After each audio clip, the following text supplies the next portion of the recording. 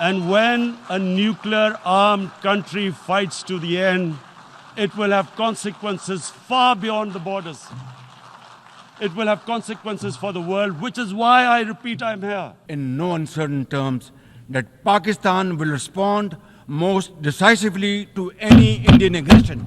And I've come here to tell the UN, you've got to. This is a test for the United Nations. It is not enough to condemn, Mr. President. We must act now and demand an immediate end to this bloodshed. I have great pleasure in welcoming His Excellency Prime Minister of the Islamic Republic of Pakistan. Prime Minister of the Islamic Republic of Pakistan, I request protocol to escort His Excellency and invite him to address the Assembly.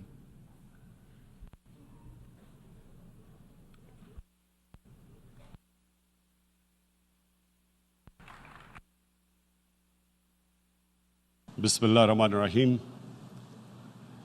Iyyaka na'budu wa iyyaka nasta'in. Mr. President,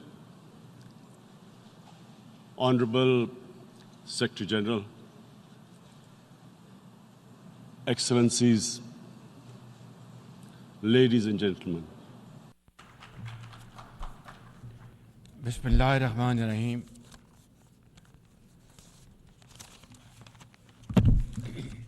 Mr. President,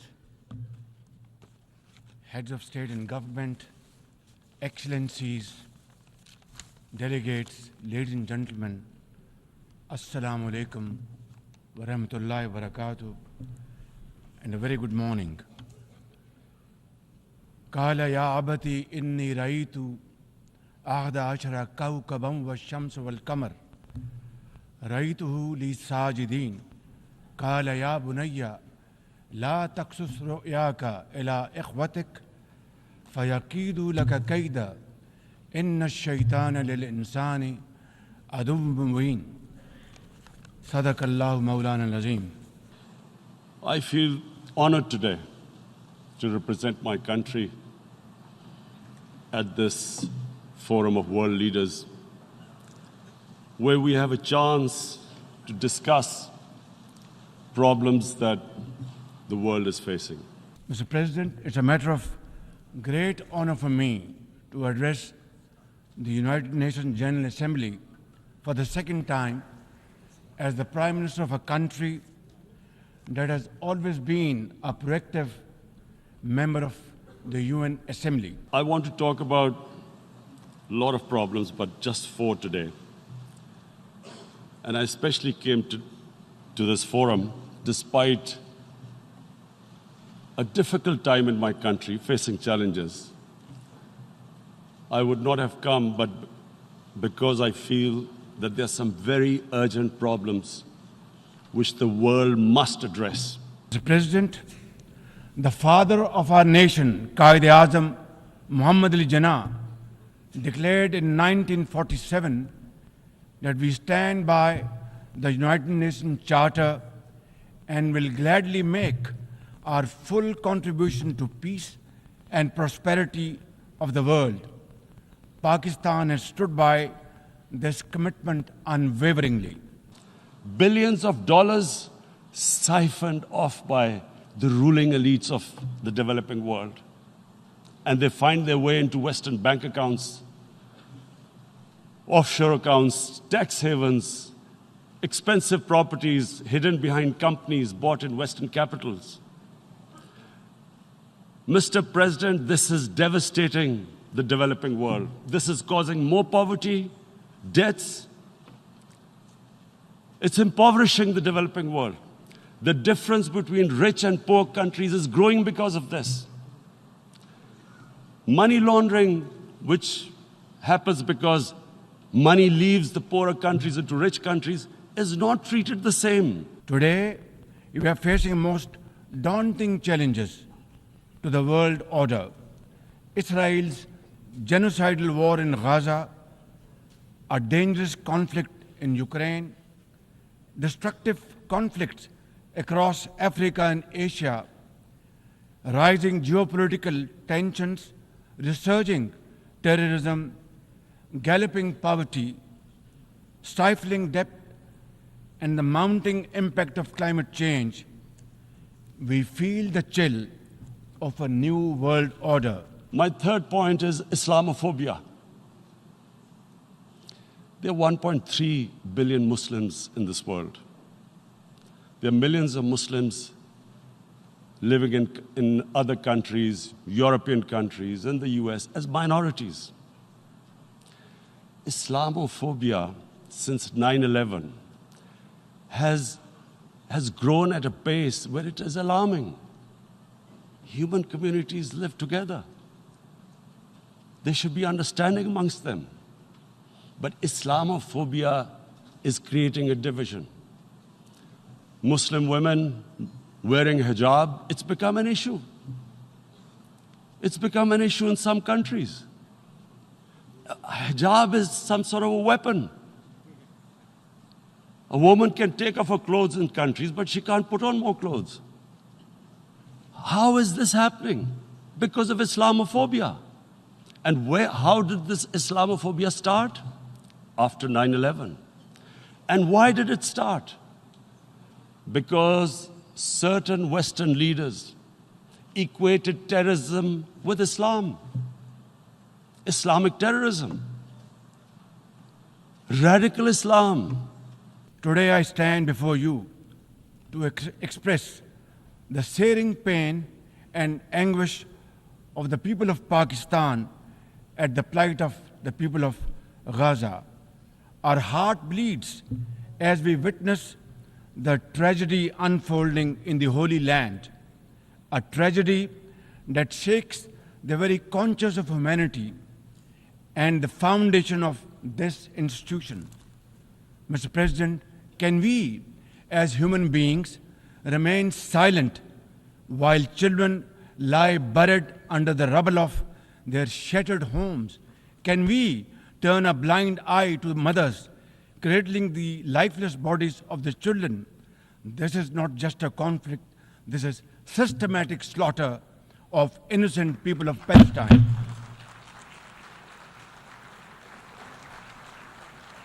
Ladies and gentlemen, an assault on the very essence of human life and dignity.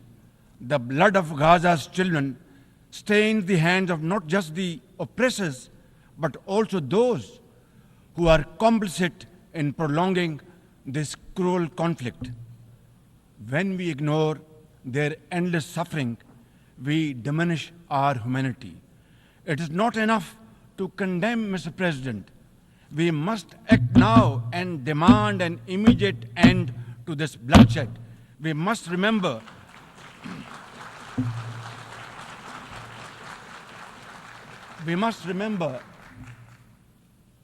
that the blood and sacrifice of the innocent Palestinians will never go waste. We must worry about their plight and difficulties and stand by them. We must work for a durable peace through the two-state nation. We must seek a viable, secure, contiguous, and sovereign state of Palestine based on the pre-1967 borders with Al-Quds al-Sharif as its eternal capital, and to advance the goals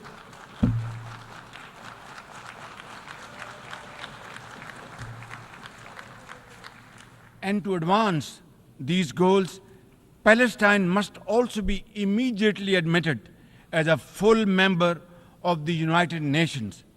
Mr. President, in a span of a few days, Israel's unrelenting bombing of Lebanon has killed over 500 people, including women and even small children. The failure to implement UN resolutions has emboldened Israel. It threatens to drag the entire Middle East into a war whose consequences could be very grave and beyond imagination. I blame a certain section of the people in the West who deliberately provoked this, knowing the impact it would have, but the majority of the people in the West didn't understand. This is where, again, Muslim leadership let the Muslims down. We should have explained to them what our Prophet, peace be upon him, means to us. So in 1 minute, I'll try and explain what he means to us. Our Prophet was the witness to the divine book, the Holy Quran. The Holy Quran is the book of guidance for Muslims, and the Prophet's life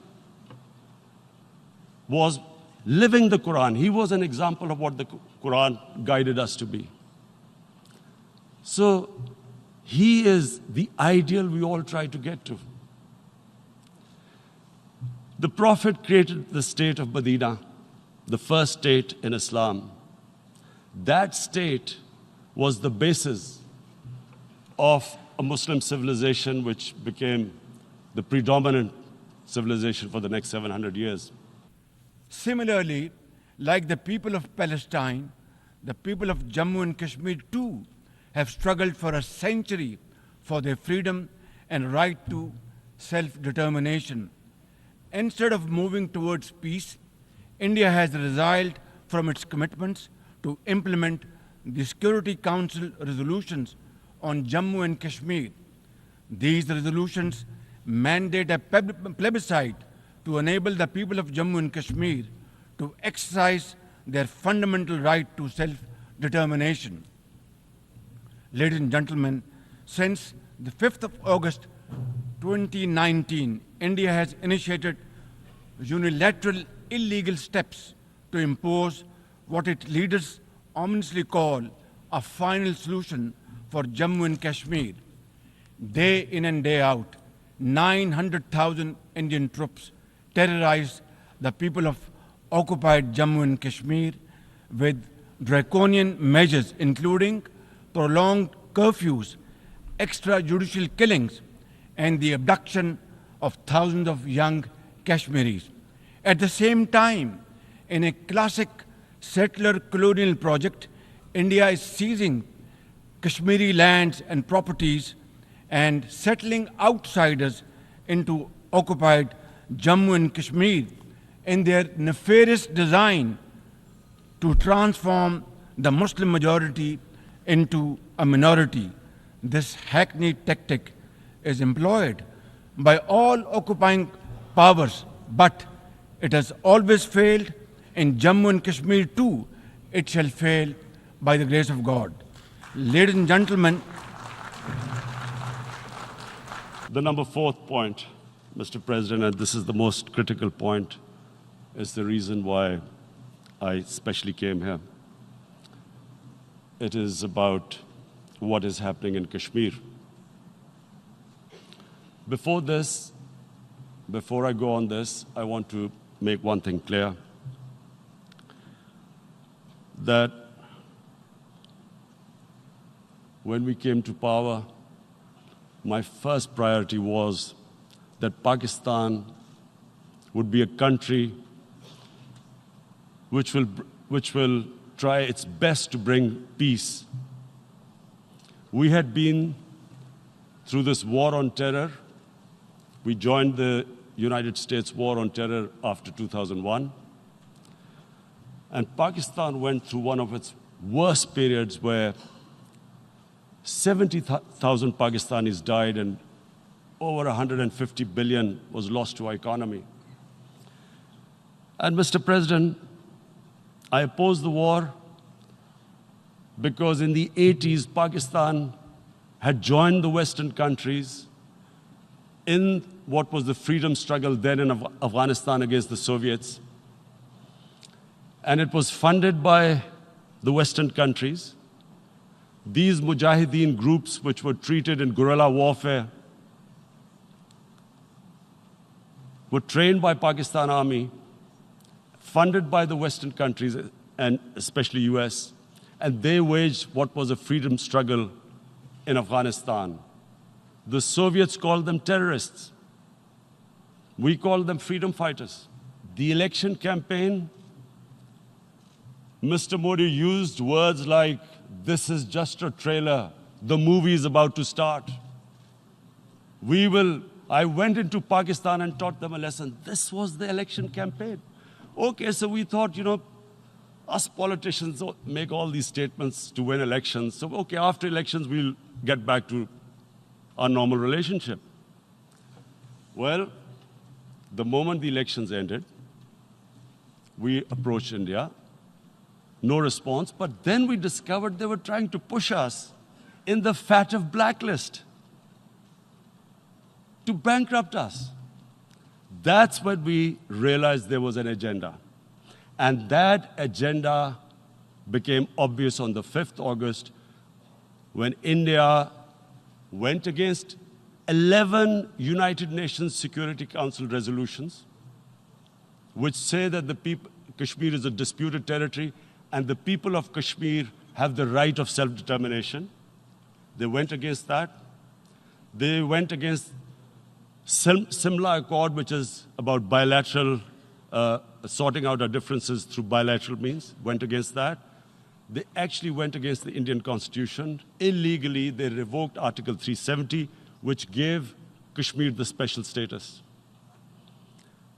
They got an extra 180,000 troops there.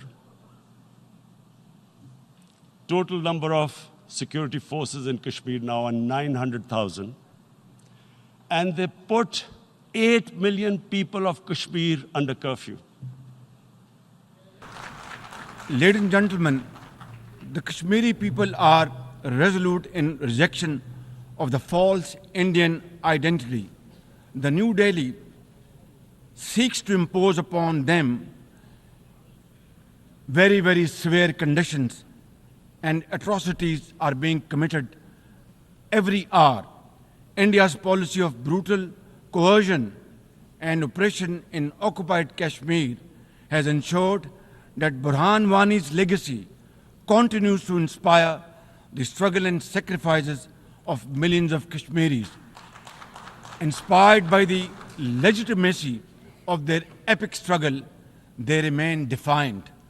Their heart-wrenching stories remind us that behind every statistic lies a human life, a dream deferred, and a hope shattered. Even more worryingly, it is engaged in massive expansion of its military capabilities, which are essentially deployed against Pakistan. Its war doctrines envisage a surprise attack and a limited war under the nuclear overhang. Thoughtlessly, India has spurned Pakistan's proposals for a mutual strategic restraint regime. Its leadership has often threatened to cross the line of control and take over Azad Kashmir. Ladies and gentlemen, Mr. President, let me state in no uncertain terms that Pakistan will respond most decisively to any Indian aggression. And this ideology of hate is what murdered the great Mahatma Gandhi in 1948. It was this ideology of hate that made Narendra Modi in 2002 do a pogrom against Muslims in Gujarat when he was the chief minister. He allowed 3 days for these RSS goons who were inspired by the Hitler brown shirts. They actually wear brown shirts. This RSS, the Congress Home Minister gave a statement that in RSS camps, terrorists are being trained. And these terrorists butchered 2,000 Muslims and 150,000 Muslims were made homeless. Narendra Modi could not travel to the US because of that. And I need to make you understand this background before I explain to you that what sort of a mindset would lay siege to 8 million people with 900,000 troops. Women, children, sick people, locked in as animals. In fact, of what I know of England, if 8 million animals were locked in, the RSPCA would have made a lot of noise about it. These are human beings.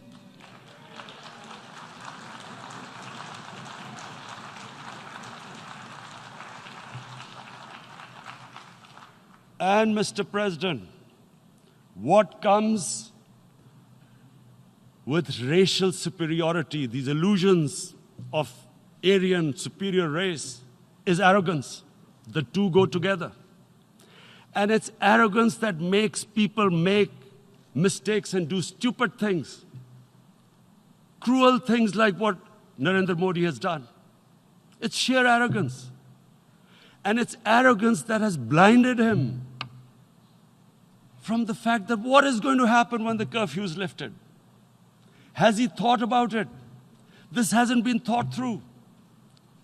What is he going to do when he lifts the curfew?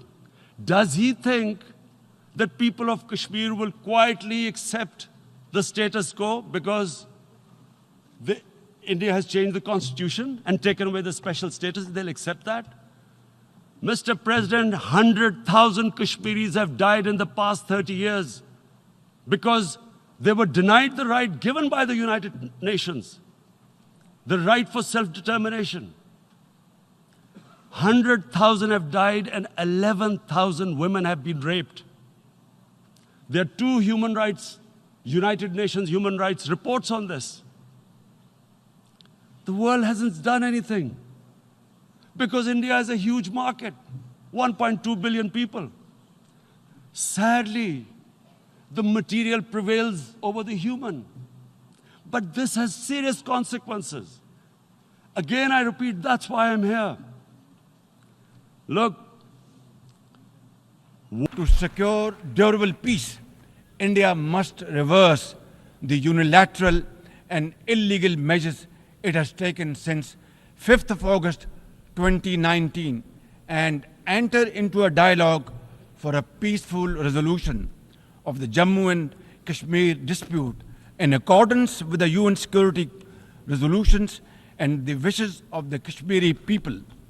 Mr. President, remember, illegal occupation creates a fresh hell every day in the killing fields of Palestine and in the pristine valleys of occupied Jammu and Kashmir. Apart from conflicts, Mr. President, the 21st century has brought a cascade of crises, including the reversal of development and the mounting impact of climate change. 2 years ago, my country was devastated by catastrophic floods, causing $30 billion in damages.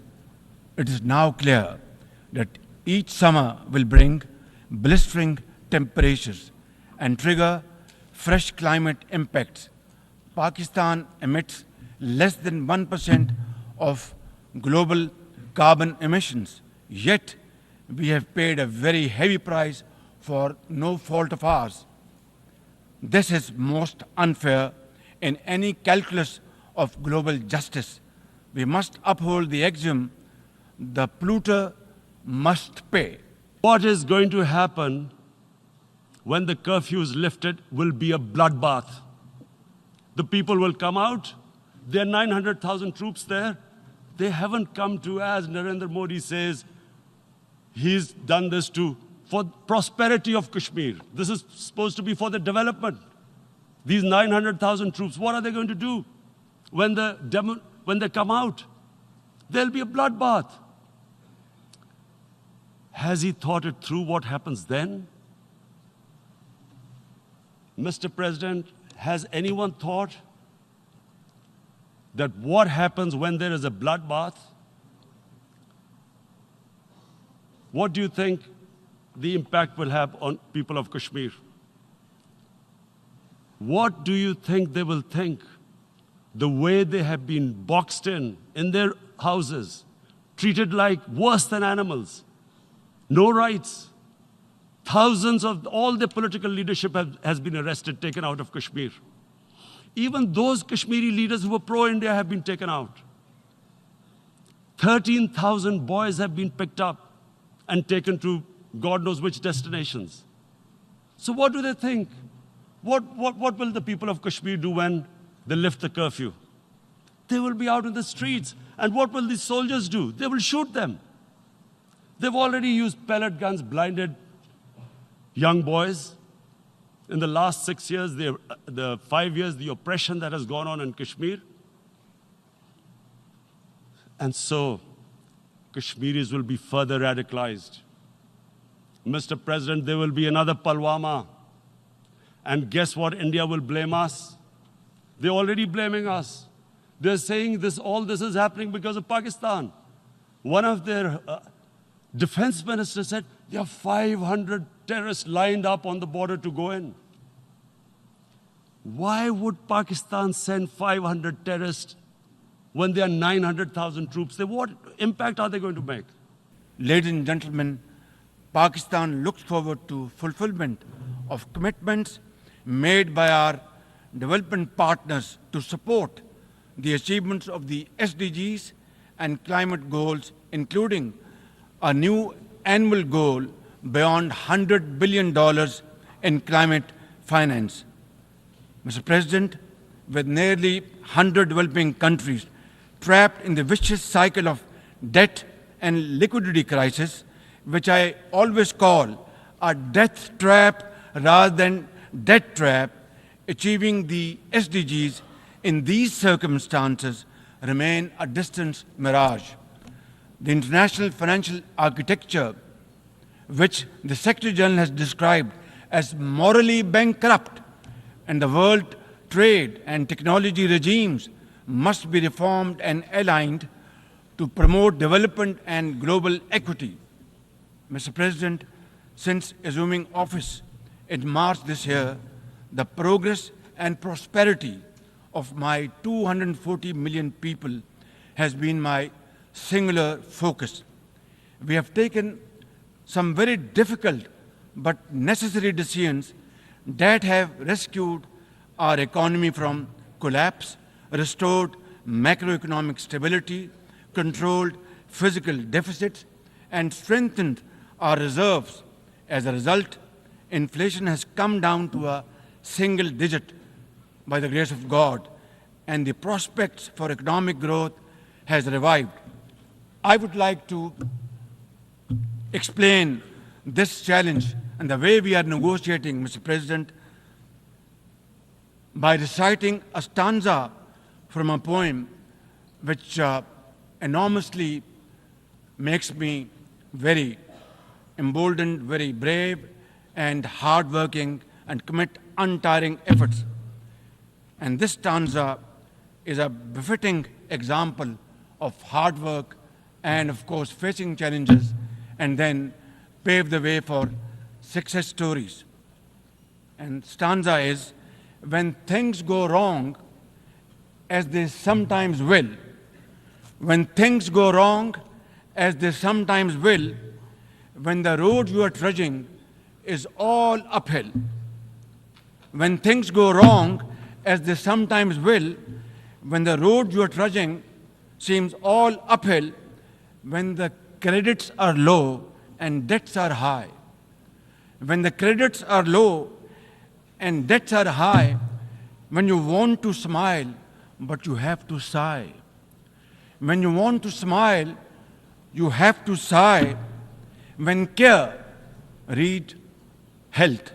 When care is pressing you down a bit, when care or health is pressing you down a bit, rest if you must, but don't you quit. This is how, Mr. President, we have learned to face our challenges and negotiate the most daunting challenges we have faced. I know we've been brought up with films, Western films. This good, decent guy doesn't get justice. He decides to pick up a gun and start seeking justice. There was a film made in New York, famous film called Death Wish. This guy gets mugged by and his family, his wife gets killed or something. He can't get justice. He picks up a gun and he goes around shooting muggers. And the whole cinema cheers him on. So what do you think the Muslims are thinking right now? If there is a bloodbath, there will be Muslims becoming radicals, not because of Islam, but because of what they will see, that there's no justice when it comes to Muslims. There were Rohingya Muslims, Myanmar, who are, God knows, almost 1 million people out, ethnic cleansing. What was the response of the world community? So what do you think will be the response of 1.3 billion Muslims? I picture myself. I'm in Kashmir. I've been locked up for 55 days. I have heard about, and there are rapes, Indian Army going into homes, soldiers. Would I want to live this humiliation? Would I want to live like that? I would pick up a gun. You're forcing people. You are forcing people into radicalization. When people lose the will to live, what is there to live for? And this is what, if you can do this to human beings, you are actually radicalizing people. And so, Mr. President, I want to repeat here, this is one of the most critical times. There will be a reaction to this. Pakistan will be blamed. 2 nuclear-armed countries will come face to face like we came in February. And before we head in that direction, the United Nations has a responsibility. This is why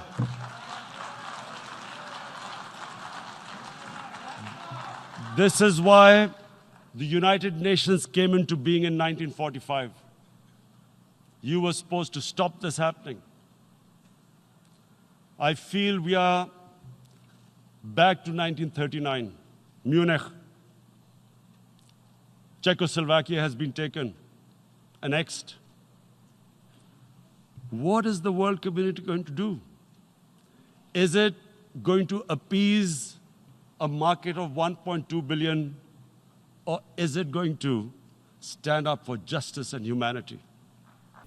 Mr. President, situated at the crossroads of South and Central Asia and the Middle East, we have prioritized geoeconomics and regional connectivity to secure win-win outcomes for our people. The second phase of the landmark China-Pakistan Economic Corridor has been successfully launched through the Apex Special Investment Facilitation Council. We are mobilizing investments in resilient infrastructure, renewable energy, minerals, sustainable agriculture, and technology. This will herald a new era of development and modernization in my beloved country. Ladies and gentlemen, for 2 decades, Pakistan has fought terrorism boldly and most successfully, defeating terrorist groups within Pakistan. We have paid a very heavy price. 80,000 of our brave soldiers and civilians have been martyred, including innocent school-going children. And the gory memories of APS school carnage haunt us till date. Our economy has suffered a loss of $150 billion.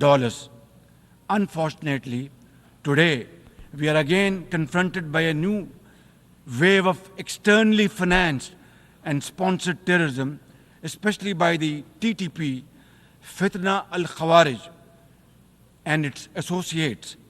Ladies and gentlemen, make no mistake, inshallah, by the grace of God, we are determined to eliminate this threat as well through our comprehensive national effort by the name of Azm-e-Istehkam, meaning resolve to promote peace and stability.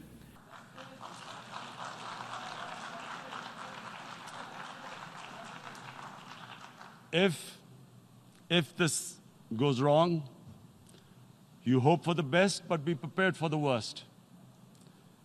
If a conventional war starts between the 2 countries,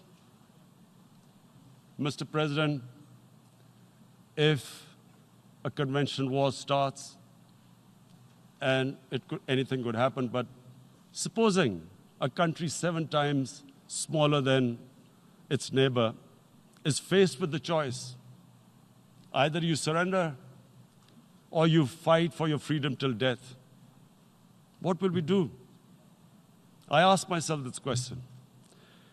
We must carry with us a message for our people, that the weak are not voiceless, that the oppressed should not lose hope, that poverty is not preordained, and that Allah Almighty promise of justice and equality in our terrestrial home must be respected. I thank you all, and thank you very much for your time. God bless you. And my belief is, La ilaha illallah, there is no God but one. And we will fight. And when